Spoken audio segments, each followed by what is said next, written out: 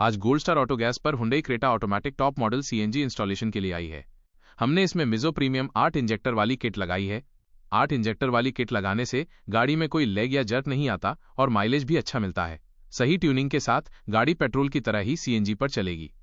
इस किट में मिजो का डबल स्टेज रिड्यूसर, 8 इंजेक्टर और मिजो की नई डिजिटल स्विच शामिल है। ये स्विच मिजो के अलावा किसी और किट में नहीं आती। हमने सारा वायरिंग पाइप स्लीव में किया है, जिससे वायरिंग गर्म न हो। इसमें 12 किलो का सीएनजी टैंक और राउंड पाइप स्टैंड लगाया गया है, जिससे डिग्गी में ज्यादा जगह मिलती है। CNG filling valve company fitted जगह पर लगाया गया है ताकि बार बार बोनट न खोलना पड़े।